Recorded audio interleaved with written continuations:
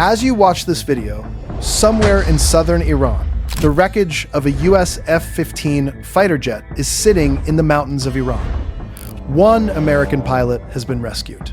The other, still missing behind enemy lines. American forces are now on standby. Oil prices have already climbed past $116 per barrel. And the Strait of Hormuz, the passage that carries 1/5 of the world's oil, is effectively shut down. This is no longer just a regional conflict. It's a crisis that could shake the entire global economy. This is not a drill. This is not a simulation. This is week 5 of a war that nobody officially called a war until it was already happening. And the question that every general, every senator, every oil trader, every grocery store family in America is asking right now is this: is the United States about to send troops into Iran? And if it does, what happens next? I'm going to walk you through everything: the history, the strategy, the pressure points, the tipping lines, the energy crisis hitting your wallet right now, and the scenarios that keep Pentagon war planners awake at 3 a.m. Stay with me, because this one matters more than almost anything else happening in the world today. To understand why American jets are being shot down over central Iran today, you have to go back. Not just to last month, not even to last year. You have to go all the way back to 1979, the year everything broke between America and Iran. When Ayatollah Khomeini's Islamic Revolution overthrew the US-backed Shah of Iran, it didn't just change a government. It didn't just redraw a map. It ignited a 47-year Cold War, a war of ideology, of proxy conflicts, of sanctions and assassinations, and failed diplomacy that would simmer, boil over, be patched up, and boil over again. Until one morning in late February 2026, when it finally exploded into something that no diplomatic patch could ever fix. But you cannot understand 2026 without understanding what happened in 1953. Because the roots of this conflict go deeper than the revolution, deeper than the hostage crisis, deeper than the nuclear standoff. In 1953, the United States and Britain orchestrated a coup that removed Iran's democratically elected Prime Minister Mohammad Mossadegh, a man who had committed the unforgivable sin, from the Western perspective, of nationalizing Iran's oil industry and trying to give Iranians control over their own resources. The CIA put the Shah back in power.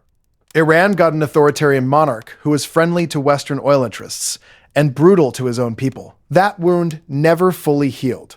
When the revolution came in 1979, it came partly as a direct response to what America had done 26 years earlier. This matters because it explains something that American policymakers have consistently underestimated for 5 decades.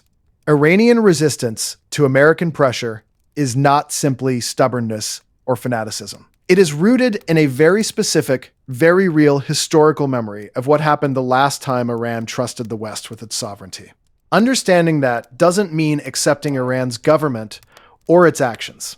It means understanding the depth of the hole that any diplomatic solution has to climb out of. After 1979, the two countries have been locked in an endless cycle: the hostage crisis, the Iran-Iraq war, in which America quietly supported Saddam Hussein against Iran, the 1988 accidental, or maybe not so accidental, shooting down of an Iranian civilian airliner by a US Navy ship, killing 290 people. The sanctions regimes, the nuclear negotiations, the 2015 JCPOA nuclear deal, which Iran signed, which every international inspector said Iran was complying with, and which Donald Trump walked away from in 2018, reimposing crushing sanctions and leaving Iran with nothing to show for its compliance. When Trump pulled out of the nuclear deal in 2018, something shifted inside Iran's strategic thinking. The lesson the regime drew was simple and devastating. Negotiating with America produces nothing. Compliance produces nothing. The only language that matters is power. And so Iran accelerated its nuclear program, expanded its proxy network across the Middle East through Hezbollah in Lebanon, the Houthis in Yemen, militias in Iraq and Syria, and positioned itself to make any military conflict as costly as possible for anyone who started one.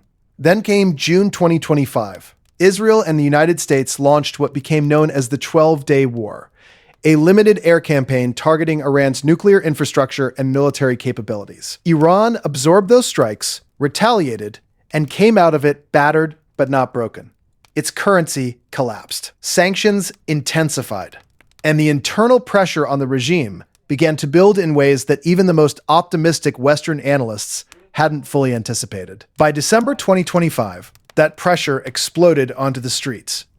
The protests that began in late December 2025 were not organized by foreign intelligence agencies, despite what Iranian state media claimed. They were born from hunger, from humiliation, from an economy that had been run into the ground by a combination of Western sanctions and regime corruption. Ordinary Iranians, engineers, teachers, shopkeepers, students, mothers, flooded the streets in numbers that hadn't been seen since the revolution itself.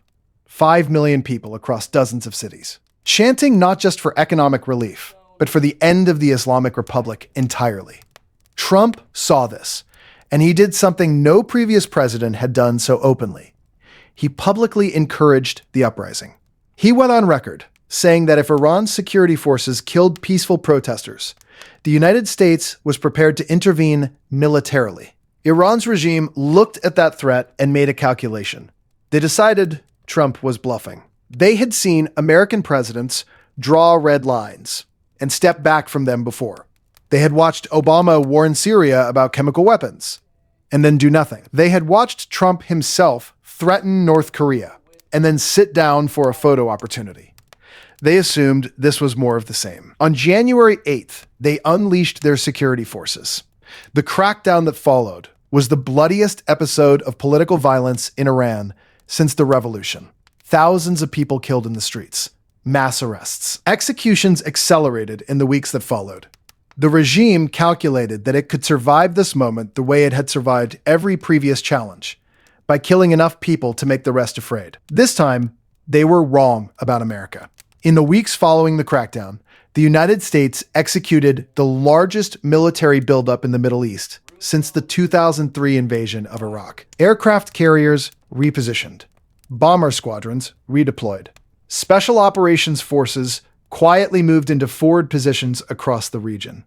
Intelligence assets were surged into Iran. Target packages were updated and validated. And on February 24th, during the State of the Union address, Trump stood before Congress and issued what turned out to be not a warning, but a countdown. He accused Iran of pursuing nuclear weapons. He said America was prepared to act. 4 days later, at a moment of Iran's maximum vulnerability, its military leadership gathered, its economy in free fall, its population already in open revolt. Operation Epic Fury began. The opening strikes of February 28th were designed to do one thing above all else: decapitate the Iranian regime's decision-making structure in the first hours of the conflict. Supreme Leader Ali Khamenei was killed. Multiple senior Revolutionary Guard commanders were eliminated.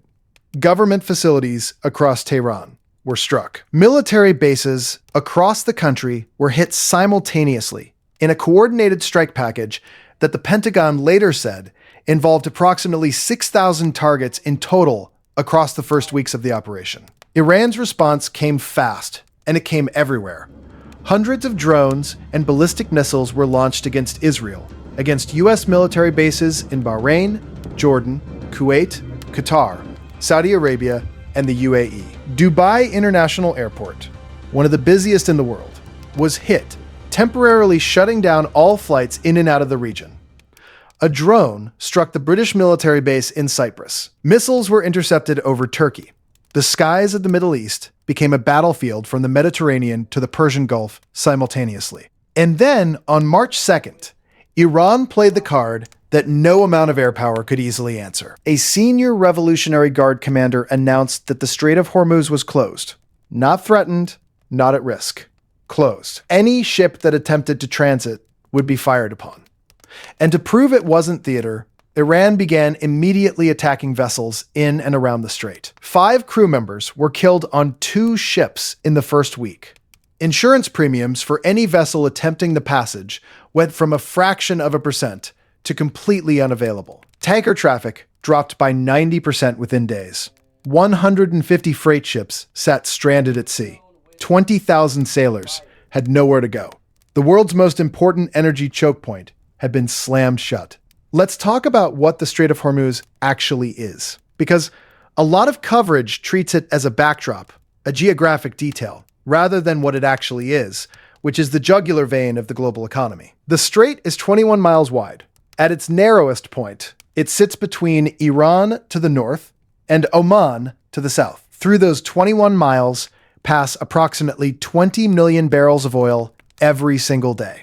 That is roughly 1/5 of all the oil traded globally by sea. It carries the liquefied natural gas that heats homes and powers factories across Japan, South Korea, China, India, and Europe. It carries fertilizers that feed hundreds of millions of people across Africa and Asia. It is, without exaggeration, the single most strategically important piece of ocean on Earth. Iran has known this for decades. Every Iranian military doctrine for the last 40 years has included the Strait of Hormuz as its ultimate deterrent card, the one move that turns any military conflict into a global economic crisis instantaneously. The threat of closing the strait has kept multiple U.S. administrations cautious about direct military confrontation with Iran, because every war game, every simulation, every classified assessment has come to the same conclusion. Closing the Strait of Hormuz does not just hurt Iran's enemies, it hurts everyone, simultaneously, all at once. And that is exactly what is happening right now. Oil prices surged faster in the first week of March 2026 than during any previous conflict in recorded history. Brent crude, the global benchmark, crossed $100 a barrel for the first time in 4 years within days of the strait closing. It hit $119 at its peak. It is currently trading above $116. Analysts who have spent their careers studying oil markets are using language they have never used before. One senior energy market CEO described the physical oil shortages as the worst ever recorded. He said that Europe, which takes roughly 3 weeks to fully feel the effects of supply disruptions due to the way oil loading cycles work, was only just beginning to understand the true scale of what was coming. His projection, a steady rise toward $120 as a floor, with $200 a very real possibility if the strait remains closed into the summer. Let's be very concrete about what $200 oil means for the average American family. Gas at the pump goes to $8, possibly $9 per gallon. Not as a brief spike, but as a sustained new reality. Grocery bills climb because every link in the food supply chain runs on petroleum, from the farm equipment to the trucks to the refrigerated containers to the plastic packaging. Airline tickets double. Heating costs surge going into next winter. The Federal Reserve is forced into an impossible position: raise interest rates to fight inflation and risk a recession, or hold rates and watch inflation eat into every paycheck in the country. And that is just America. For countries in South Asia, Southeast Asia, and Sub-Saharan Africa, $200 oil is not an inconvenience. It is a humanitarian catastrophe. It means fertilizer prices spiking during the spring planting season, meaning smaller harvests later in the year. It means trucking costs, making food unaffordable in countries where families already spend 60 or 70% of their income just on food. It means energy poverty escalating at a scale that the World Bank has already called extremely alarming. This is the part of the story that gets 45 seconds at the end of cable news segments. But it is arguably the most consequential dimension of this entire conflict. The Strait of Hormuz is not just a military problem. It is a global hunger problem, a global economic stability problem, a problem that will outlast whatever military outcome emerges from this war by years, possibly decades. Now back to the ground invasion question, because this is where the next chapter of this conflict gets written. The Pentagon is preparing to send approximately 3,000 troops from the 82nd Airborne Division to the Middle East, alongside 2 Marine Expeditionary Units. Military analysts have been carefully reading these deployment numbers, and their assessment is consistent. This force size is designed for discrete, time-limited operations on specific targets. It is not a force structure for occupying a country of 90 million people. It is a precision instrument, fast, lethal, and designed to seize a specific objective and hold it long enough to change the negotiating dynamic. 3 targets have emerged as the most likely objectives. The first is Qeshm Island, the largest island in the Persian Gulf, sitting directly in the entrance to the Strait of Hormuz. Intelligence reports indicate that Iran has been using underground tunnel networks on the island to store the weapons it has been deploying against shipping: anti-ship missiles, sea mines, attack drones, fast attack boats. Neutralizing Qeshm would remove Iran's most forward-positioned military capability in the strait. It would be a fast operation, a relatively contained objective, and it would materially degrade Iran's ability to continue threatening tanker traffic, in theory. The second target is Karg Island, and this is the option being discussed at the highest levels of the administration. Karg Island processes roughly 90% of Iran's crude oil exports. It sits 15 miles off the Iranian coast. It is Iran's single greatest economic vulnerability, small enough to seize, significant enough that holding it gives the United States enormous leverage in any negotiation. The thinking, expressed by administration officials in terms that were striking in their directness, is this: take Karg Island and you hold Iran's economic survival in your hands. You use that as the hammer to force Tehran to the table on American terms. But every serious military strategist who has looked at this scenario has flagged the same danger. Karg Island is exposed. It is surrounded by water in which Iran can deploy mines, missile batteries, drone swarms, and fast attack craft. A relatively small American force on a small island in a contested body of water without air superiority over every square mile of Iranian coastline is not a position of strength. It is potentially a trap. The former director of the National Counterterrorism Center warned specifically that seizing islands in the strait could turn American forces into targets rather than assets. Isolated, surrounded, and vulnerable in ways that a superpower's military should never be. The third scenario involves Iran's nuclear materials.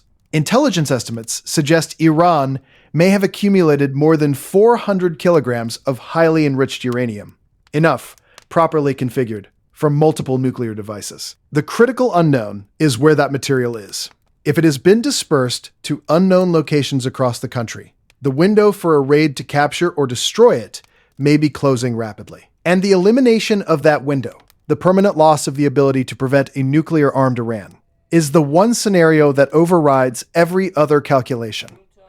A nuclear Iran changes the Middle East permanently. It changes the global non-proliferation framework permanently. It is the line that no American administration has ever been willing to let Iran cross.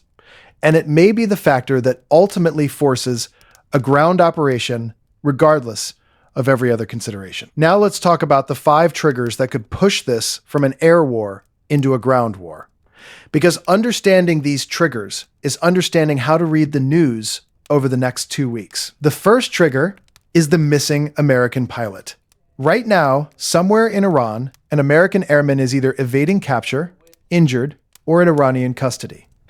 If that pilot appears on Iranian state television, if the regime does what regimes in this region have historically done with captured American military personnel, and turns it into a propaganda spectacle, the domestic political pressure on this administration to escalate will be immediate, overwhelming, and bipartisan.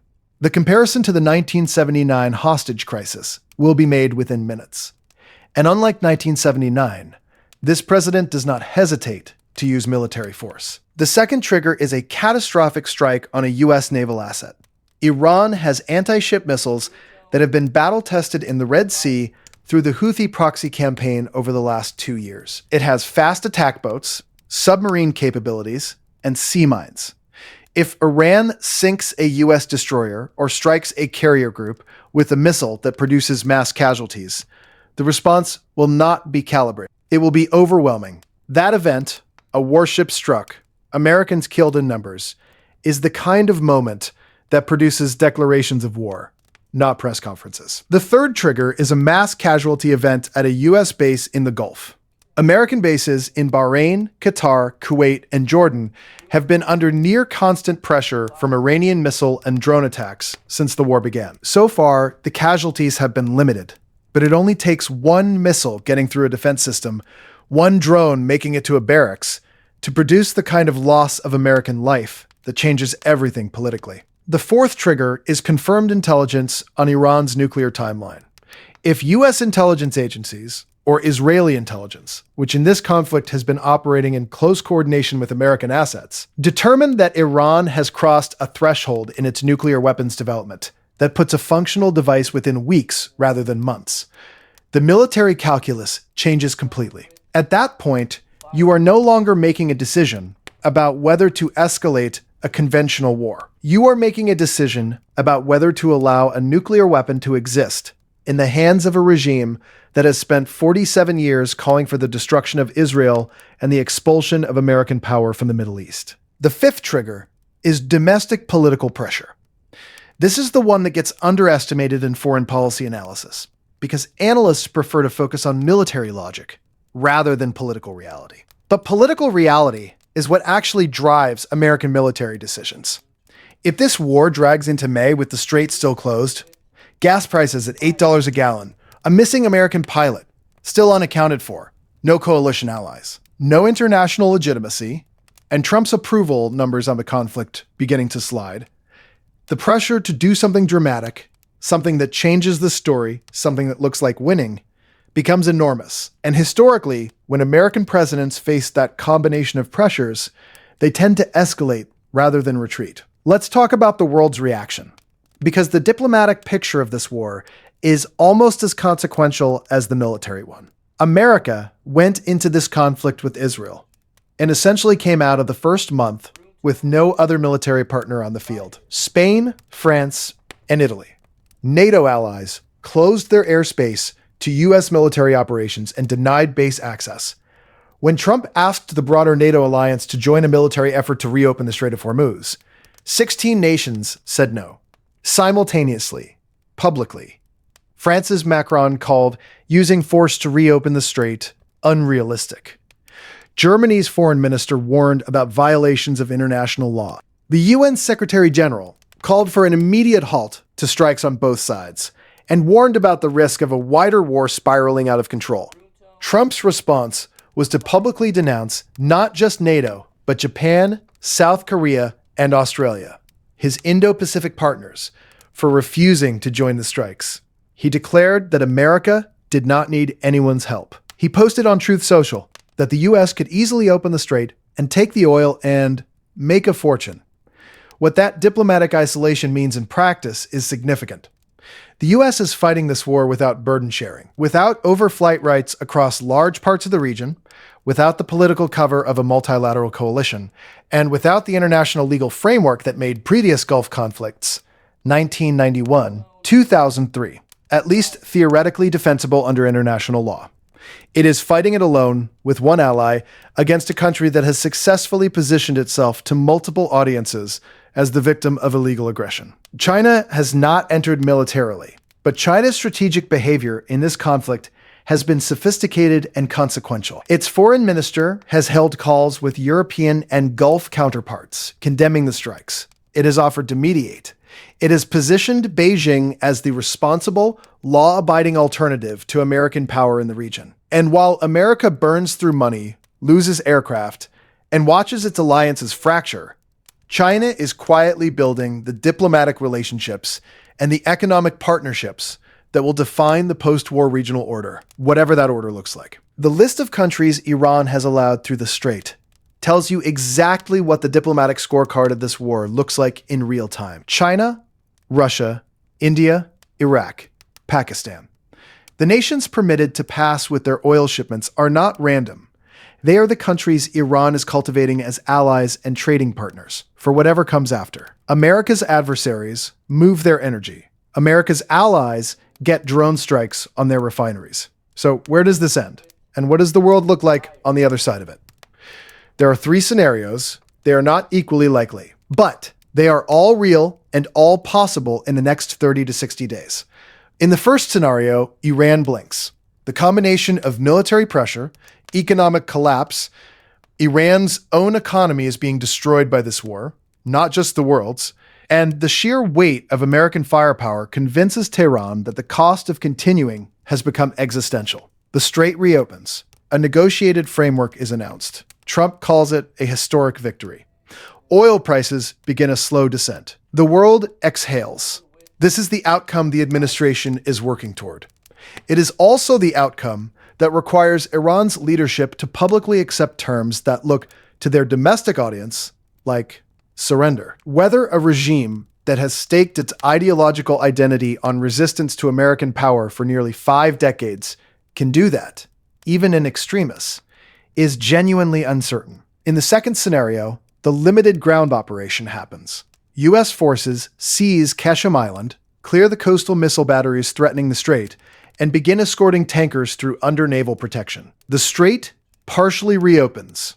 Oil flows again, at reduced but meaningful volume. Prices begin to stabilize. Trump claims a military victory and begins pushing Iran toward a final settlement with Karg Island as leverage. And for the first time in a long time, an American military operation in the Middle East accomplishes its defined objective without descending into an open-ended occupation. Troops go in, the mission is completed, troops come home. That is the best version of this scenario. The worst version is that Iran fights for the island harder than expected. American casualties mount, the strait remains contested, and the U.S. finds itself in a siege with no obvious endpoint. In the third scenario, the situation escalates beyond what anyone currently has a plan for. A mass casualty event. A nuclear threshold crossed. A strike on a Gulf state capital that produces civilian deaths at a scale that pulls in regional actors on multiple sides simultaneously. Russia and China moving from diplomatic positioning to material support for Iran. The global economy entering a shock that makes every previous financial crisis look manageable by comparison. This is the scenario that military planners, intelligence analysts, and economists are all quietly working to avoid because they know, even if they don't say it publicly, that the tools available to manage a conflict at that scale are significantly more limited than the tools that started it. Here is what is also true, and this is the part that gets lost when the conversation becomes purely about strategy and oil prices and military scenarios. The Iranian people, not the regime, not the Revolutionary Guard, not the clerics in Qom, but the ordinary Iranian men and women who filled the streets by the millions in January 2026, who risked their lives to demand freedom and dignity, and a government that didn't massacre them for speaking. Those people are not America's enemy. They never were. They were the first to pay the price of this regime's choices. They were paying it long before the first American missile fell. And they know, even through the fog of war, even through the propaganda of a regime fighting for its survival, that the America which stood up and said, "We will not allow you to slaughter your own people without consequence," was not the villain of the story. Iran's opposition leaders, including the son of the former Shah, asked specifically that civilian infrastructure be spared. That when this is over, Iranians will have something left to rebuild with. That is not the voice of people who see America as an enemy. That is the voice of people who want the regime gone and want to be left with something to build a future on. America did not start this war because it wanted Iran's oil. It did not start this war because it was bored or imperial or looking for a new adventure in the Middle East. It started because a government was killing its own citizens by the tens of thousands. Because nuclear weapons were being actively pursued by a regime that had spent 47 years promising to use power against its neighbors. Because the Strait of Hormuz, a waterway that belongs to the world, was being closed by force. And because the history of this region has shown, repeatedly, that when America looks away from these moments, the problems do not resolve themselves. They grow. They metastasize. They arrive later, bigger, and more expensive in every sense of the word. Those are not small reasons. Those are the reasons that matter. America has made mistakes in the Middle East. Real ones. Costly ones. Iraq taught hard lessons about the gap between military victory and political success. Libya showed what happens when you remove a regime without a plan for what comes next. Those lessons should shape how this war ends, not whether America had the right to begin it. Acknowledging past errors is not weakness. It is the kind of institutional learning that separates great powers from empires that collapse under the weight of their own overreach. But here is what the history books also tell you. Every time America has faced a genuinely existential test, not a manufactured one, not a war of choice with murky justification, but a real test of whether the rules-based international order would hold, America has stepped up. Sometimes messily, sometimes at enormous cost, but it has stepped up. The beaches of Normandy, the Berlin airlift, the Korean Peninsula, the Gulf War. At the moments when the question was whether America would hold the line or step back and let the world reorganize itself around whoever was willing to use the most force, America held. This is one of those moments. There is an American pilot still missing somewhere over Iranian soil tonight. There are 13 families who have already received the knock on the door that no military family ever wants. There are sailors stranded at sea, doing their jobs, trusting that the country they serve has a plan. There are families at gas stations across America watching the numbers on the pump climb and wondering what is happening and why and when it ends. They all deserve the same thing: clarity, resolve, and a strategy that matches the scale of what is at stake. America has been the country that keeps the shipping lanes open when no one else will. That defends the framework of international order when it is under assault. That stands up for people who are being killed by their own governments when the rest of the world looks away. That is not a burden America chose lightly, but it is a burden that, if America puts it down, no one else is positioned or willing to pick up. Not Europe, not China, not the United Nations. The world runs on American resolve. It always has. And right now, in the waters of the Persian Gulf, in the mountains of southwestern Iran, in the stranded tankers and the spiking oil markets and the missing pilot and the grieving families, that resolve is being tested in real time. We are at day 36. The April 6th deadline is 2 days away. The strait is still closed. An American airman is still missing. And America is, as it has been at every defining moment in its history, still standing. Stay informed, stay proud, and I'll see you in the next one.